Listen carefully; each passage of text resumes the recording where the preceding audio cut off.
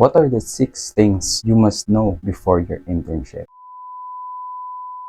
Hi everyone, this is Kevin and welcome to our channel. In this channel, I'll feature stories and tips from my personal experience about life, careers, at iba pa. Hindi ako mag-share dito ng mga bagay kung never ko pang na-experience. Since last week, I was delirious to post this first vlog and share my experiences with you. Yes, this is it. Hold on ako. Today, we'll do an educational vlog. Ano ba ang educational vlog? GML mo na yan.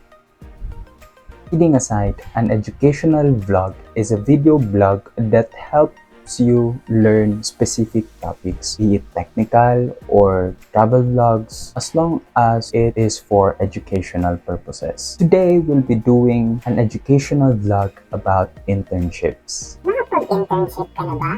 Very good. If not, well and good. Because you are in the right place. Okay, so before anything else, let me tell you that most of us may have this internship as our first job. That's why we need to make the best out of it since it could be beneficial for our careers in the future. I highly suggest not skipping any part to avoid missing out the important ideas that might help you. Let's go! Drop it.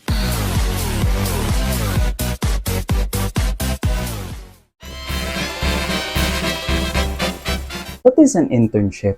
Internship is the position of a student trainee who works in an organization, sometimes without pay, to gain experience or satisfy requirements for qualification. Internship is a prerequisite for students to graduate. What does an internship give you? It will give you Job experience, research experience, access to variety of tasks and departments, mentorship, help guide career goals, create a professional network, Build a strong resume. secure good references and recommendations. galing, no?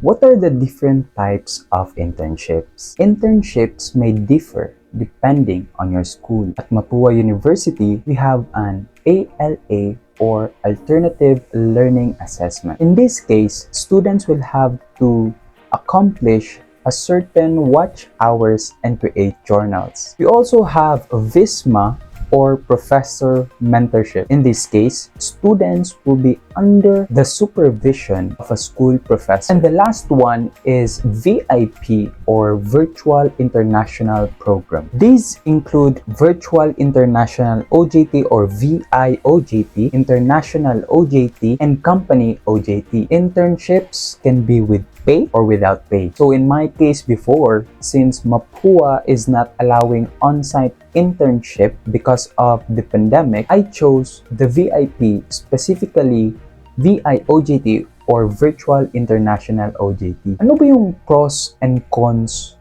ng VIOJT? Pros niya ay work from home, virtual. Then yung cons naman niya ay work from home, virtual. Teka. Parang parehas lang yun. Now let me share to you my selection journey. It began when I saw a post from the school about international OJTs that would commence this September. So the first thing I did was to connect with students who had VIOJT before and asked how was the experience. Luckily, I found a good friend who was able to share his experience and gave me a heads up about VIOJT. And this friend told me, worth it at may kasama pang. Sabi din niya, but? Sabi ko, patay.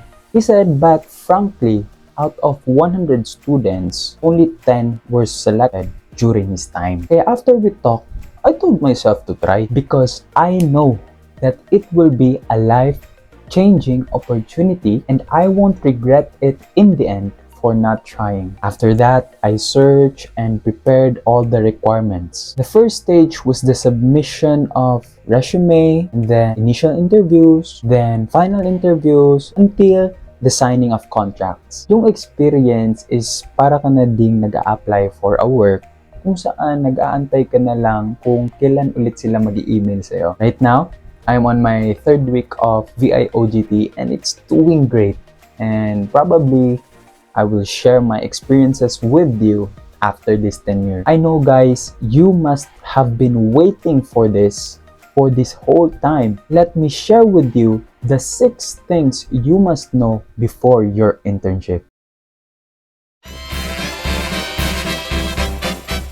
Number 1, know the different types of internship your school offers. I find this very important because you could not just decide on the last minute in which type of internship you would choose. Guys, in the end, you don't want to regret it. Knowing the types of internship would also open your mind to which field or industry that you would like to work in the future. That is why you must also assess yourself and pick the type of internship that you would want. Then be aware of how your school advertises these types of internship, the procedures, and get to know more of the details. Number 2, know the companies that are affiliated with your school and the hiring details. Not all companies are affiliated with your school. You can obtain this information from either your school or your OJT advisors. If you are applying for a company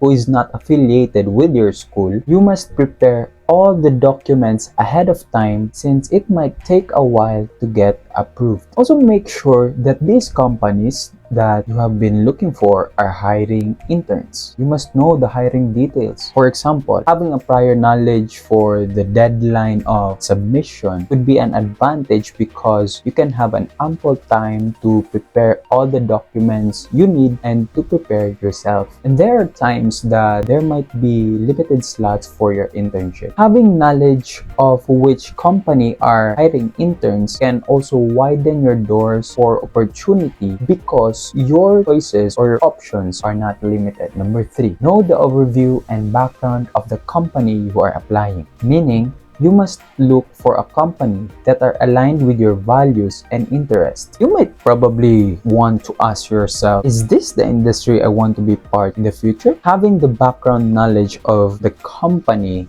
that you are applying can also be an advantage for your interviews. Guys, may bonus tip ako. Huwag kayong maingay ha. Research mo na din kung mas mapapagastos ka ba pag tinanggap mo yung offers o hindi. Friendly reminder, opportunity knocks once. So, do an assessment and then decide. No worries. Boom, boom, sky. Number 4, look for the company with an internship program. Guys, we would always prefer a company that would share more experience or more company or industry knowledge. You might hear this a lot of time. Besh, nag-OJT ako. Besh, huwag kang maingay ha. Pinag-xerox lang ako ng boss ko at pinagtimpla ng kape. So, what have you learned from the experience may not be the things that you're expecting, right? A professor of mine once told me, the best company for an internship is the company with an internship training program. A company with a training program would give you details on the possible learning outcomes if they could be beneficial to yourself and your career. Remember this, when we are young, work to learn, not to earn.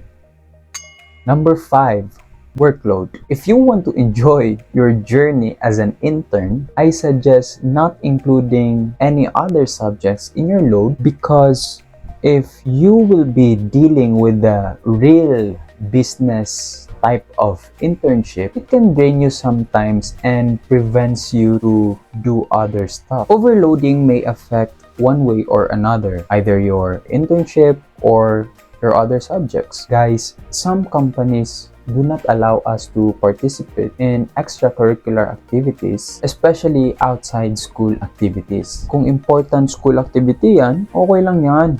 Basta you just need to compensate your missing hours. But for some reasons, like taking another subjects, and you think you can manage them naman, then go. Todo mo na yan! However, I highly suggest fixing your schedules thoroughly before the internship because absences from time to time create a negative impression from the company. Now, let's say you've applied tip 1 to 5. So the next tip is number 7.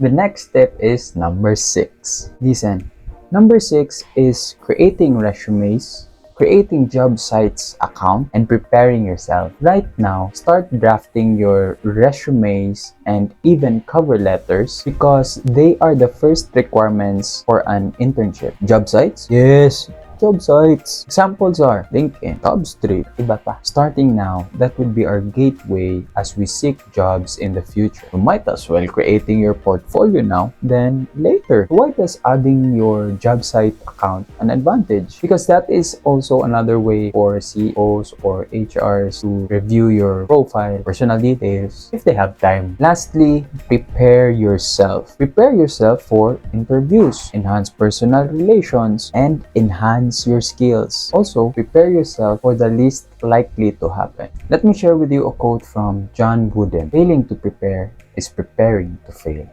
There you have it. Kindly write down your comments, reactions in the comments section below. I hope you learned and enjoyed from our video. And if you do, share it with your friends, families, classmates, schoolmates, and everyone else. Once again, don't forget to hit the thumbs up, subscribe to our channel, and ring the notification bell to be updated for our next video. Thanks for watching, and I'll see you in KJUStory number 2.